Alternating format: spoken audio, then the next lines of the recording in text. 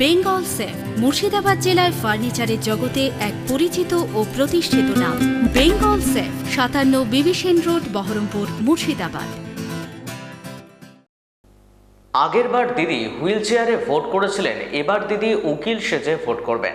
এভাবেই কটাক্ষের সুরে বহরমপুর জেলা কংগ্রেস কার্যালয়ে সাংবাদিক বৈঠক থেকে মুখ্যমন্ত্রীকে আক্রমণ করলেন অধীর রঞ্জন চৌধুরী। পাশাপাশি সাধারণ মানুষের কাছে আবেদন করে বলেন, বাংলার মানুষ বারবার ভুল করবেন না, ভোট হোক যোগ্যতার নিরিখে। এ বাংলায় আরজিকরের ঘটনা ভুলে যাবেন না, এ বাংলায় লুট সন্ত্রাসের কথা ভুলে যাবেন না।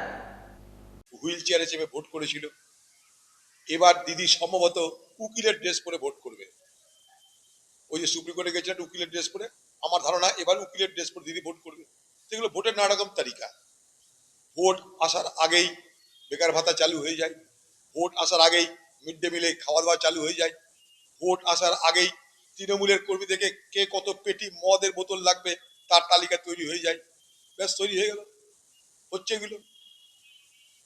যেমন বিজেপি তার মতো করে প্রচারে নামবে, হিন্দু সব এক হও, দিদি তার মতো প্রচারে নেমে বলবে সব হিন্দু এক হয়েও না, আমিও হিন্দু আছি, আমি মোদির থেকে কম বড় হিন্দু নই, মন্দির মন্দির করছি, শিব মন্দির করছি, দুর্গা মন্দির করছি, মহাকাল মন্দির করছি। এই ভোট হবে। বাকি বাংলার কি হলো, বাংলার কি হবে, মানুষের মধ্যে সেই ধারণাটাকে ধুমিল করে দেওয়া হবে, সেই ধারণাটাকে মানুষের মনের মধ্যে থেকে দুর্বল করে দেওয়ার চেষ্টা হবে। বাংলার মানুষকে বলবো, ভোট হোক একটা সরকারের যোগ্যতার নিরিখে। বাংলার মানুষ বারবার ভুল করবেন না, ভোট হোক একটা সরকারের যোগ্যতার নিরিখে।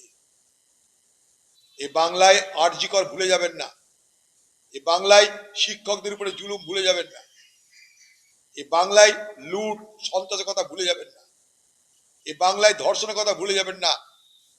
ভোটটা দেওয়ার আগে বাংলার মানুষ মনে রাখবেন, টাকা পয়সা বাড়ি ঘর সরকারের দেওয়ার দায়িত্বের মধ্যে পড়ে, তাই সরকার দেয়। ভারতবর্ষের যে কোনো রাজ্যে যান একই নিয়ম। কংগ্রেসের রাজ্যেও যা আছে, পরিমাণ বেশি, এখানে ঘুষ দেওয়া হয়। পশ্চিমবঙ্গের তৃণমূল নেত্রী মমতা ব্যানার্জি মনে করে ঘুষ প্রদানের মধ্য দিয়ে আমার টিকে থাকতে হবে,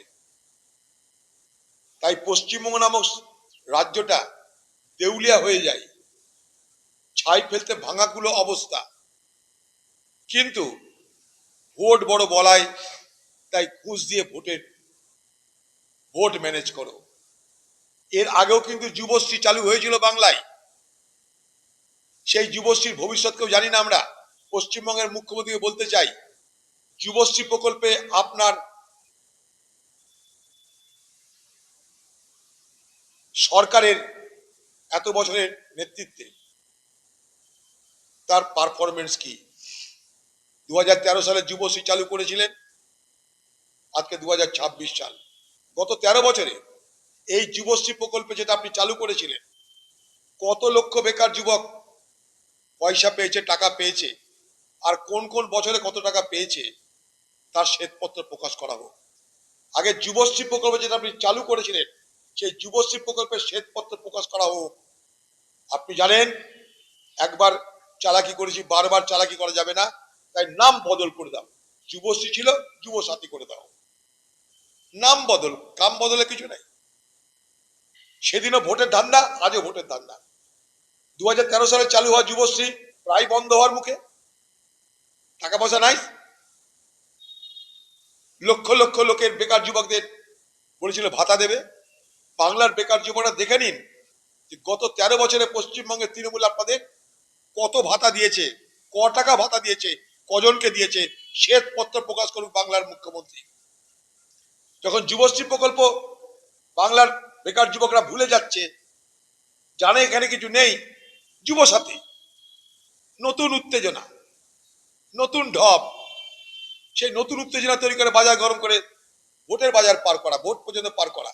তারপর যেমন যুবশ্রীর হাল হয়েছে, যুবসাথীরও একই হাল হবে। দিদির যুবসাথী যুবশ্রীর মতন একই হাল হবে, চিন্তার কোনো কারণ নেই। আমি সব থেকে আগে বাংলায় আমার মনে হয় আমি বলেছি যে এআরও, এইআরও, ডিইও এদেরকে দিয়ে মমতা ব্যানার্জি পশ্চিমবঙ্গের তৃণমূল পার্টি তারা ভোট কারচুপি করছে। চোরের মায়ের বড় গলা বলে একটা কথা আছে না, মমতা ব্যানার্জি নিজের চোর, তাই চোরের মায়ের বড় গলা করে সে দিল্লিতে দেখাতে যায় যে নির্বাচন কমিশনের বিরুদ্ধে সে লড়ছে। মমতা ব্যানার্জি, আপনাকে বলে রাখতে পারি, রাহুল গান্ধী নির্বাচন কমিশনের বিরুদ্ধে সর্বপ্রথম যে অভিযোগটা তুলেছিল, এতদিন পর সেই অভিযোগগুলোর জাবর কাটছে মমতা ব্যানার্জি। মমতা ব্যানার্জি সেই অভিযোগগুলোর জাবর কাটছে। এ তো রাহুল গান্ধী দিল্লিতে খোকাবাবুকে ডেকে নিয়ে গিয়ে ডেমনস্ট্রেশন দিয়ে ছবি দিয়ে বুঝিয়ে দিয়েছিল কি করে কি হয় না হয়। কোন রাজ্যের, আমি প্রথম দিন থেকে বলেছি, রাজ্যের সহযোগিতা যদি থাকে তাহলে এই নির্বাচন কমিশন যা খুশি তাই করতে পারবে না। এখানে রাজ্যের সহযোগিতা কি? রাজ্য চাই যে এখানে কারচুপি করে তার মতন করে ভোটার লিস্ট তৈরি করতে। নির্বাচন কমিশন কি চাইছে আমরা জেনে গেছি। নির্বাচন কমিশন ভারতবর্ষের মানুষের মধ্যে এসআইআর এর নামে এক নতুন হয়রানির বাতাবরণ তৈরি করেছে, এক নতুন করে জীবনকে তাদের অসহ্য করে দেওয়ার ব্যবস্থা করেছে। ভারতবর্ষের নির্বাচন কমিশন সাধারণ মানুষের ভোট দেওয়ার অধিকারকে সংকুচিত করছে, বঞ্চিত করছে, সবাই জানি আমরা। কিন্তু রাজ্য যদি ঠিক থাকে তাহলে কোনোদিন এ কাজ করতে পারবে না, এটাও আমি বলেছিলাম। কারণ নির্বাচন কমিশন যা করবে সব রাজ্যের সরকারি কর্মচারীদের নিয়েই করতে হবে তাকে, কারণ তার নিজের কিছু নাই। সেই জায়গায় দাঁড়িয়ে পশ্চিমবঙ্গের এআরও, এইআরও, ডিইও, পিডিও এরা কারা? কেন বাংলার মুখ্যমন্ত্রীকে কখন বলতে হয় যে আমি আছি, কোনো অসুবিধা নাই, আমি সব দেখে নিব? কেন বলতে হয় কথাটা?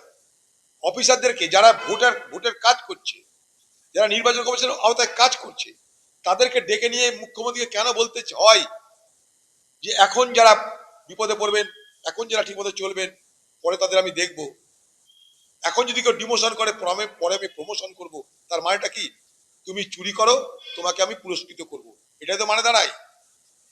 এখন ডিমোশন হলে পরে প্রমোশন করব, কেন এ কথা বলতে হচ্ছে কেন?